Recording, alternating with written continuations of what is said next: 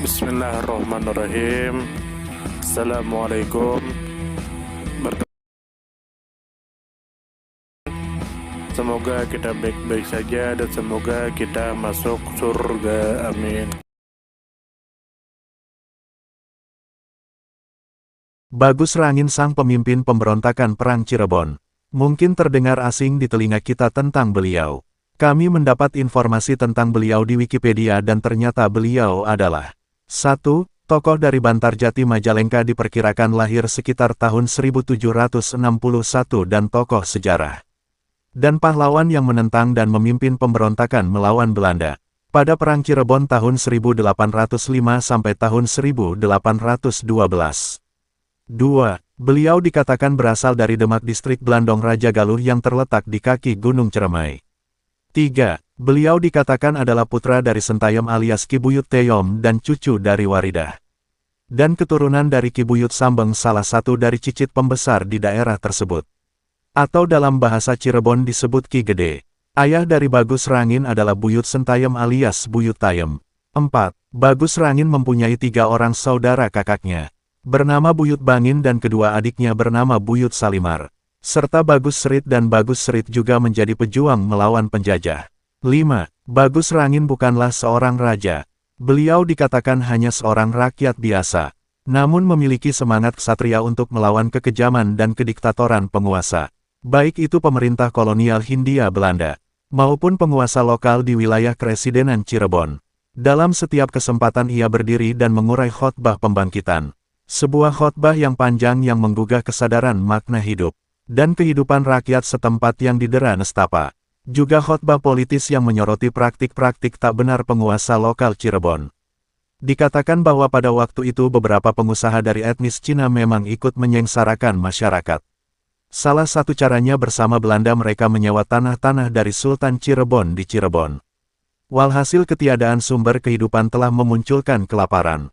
Dikatakan bahwa sampai-sampai rakyat terpaksa harus makan dedaunan dan rumput. Akibat lebih lanjut banyak di antara masyarakat berguling-guling di tanah sembari memegangi perut. Semua merintih kesakitan. Di luar itu sulitnya kehidupan telah membuat sebagian orang menjual diri. Dengan kenyataan itu masuk akal jika rakyat begitu benci dengan Babah juga Belanda. Setelah mendengarkan khotbah pencerahan dari Bagus Rangi. 6. Dikatakan bahwa kisah perjuangan Bagus Rangin nyaris tenggelam karena masyarakat Indonesia lebih mengenal perang Diponegoro. Di Cirebon ada perang melawan penjajah Belanda yang telah berlangsung sebelum perang Diponegoro. Perang itu dikenal masyarakat setempat dengan nama Perang Kedongdong. Perang tersebut berlangsung pada 1802 sampai tahun 1818 dengan tokoh pejuangnya yang bernama Ki Bagus Rangin. Dikatakan bahwa perang itu merupakan pemberontakan besar pertama di Pulau Jawa dalam melawan penjajah Belanda sebelum perang Diponegoro. Lalu dikatakan juga bahwa perlawanan yang dilancarkan Ki Bagus Rangin sempat membuat pasukan kompeni kewalahan. Apalagi perjuangan Ki Bagus Rangin mendapat dukungan dari masyarakat luas. Setelah rakyat Karasaidenan Cirebon terbangun kesadarannya sehingga mereka bergerak bersama Bagus Rangin. Pertempuran yang terjadi antara pasukan Bagus Rangin dan pasukan kolonial Hindia Belanda pertama kalinya berlangsung pada tanggal 25 Februari tahun 1806.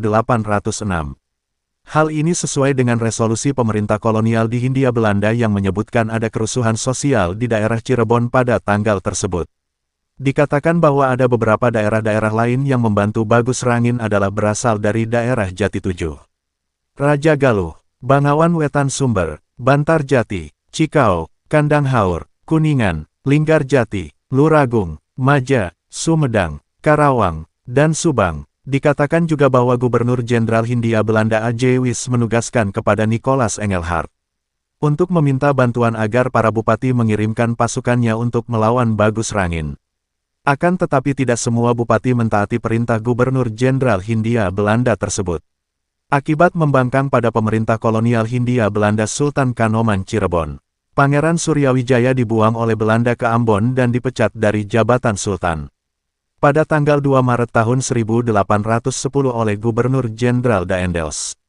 Perang yang terjadi di Bantarjati dari tanggal 16 sampai tanggal 29 Februari tahun 1812 adalah perang yang terakhir. Dan berakhir dengan kekalahan di pihak Bagus Rangin.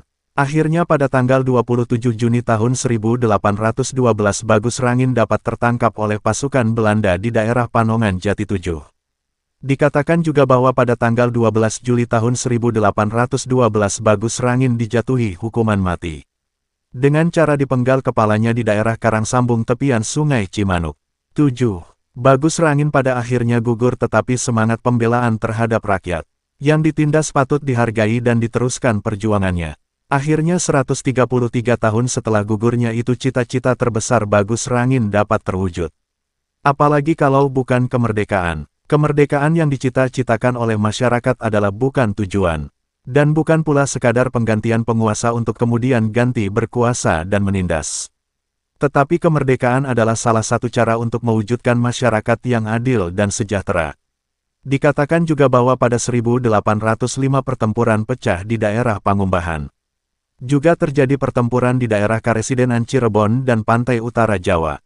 Pasukan Bagus Rangin kalah dan terpaksa mengakui keunggulan Belanda.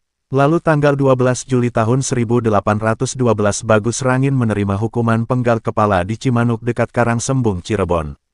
Dikatakan bahwa tahun 1818 terjadi Perang Kedondong dipimpin Pangeran Matangaji dibantu Laskar Santri. Peperangan ini dimenangkan oleh pasukan Cirebon karena pasukan Kesultanan yang semula bergabung dengan Fok membelot dan ikut menggempur pasukan Fok bersama Laskar Klebet Waring. 8. Nama Bagus Rangin saat ini diabadikan menjadi sebuah nama jalan di Bandung dan Cirebon. Sumber referensi Wikipedia.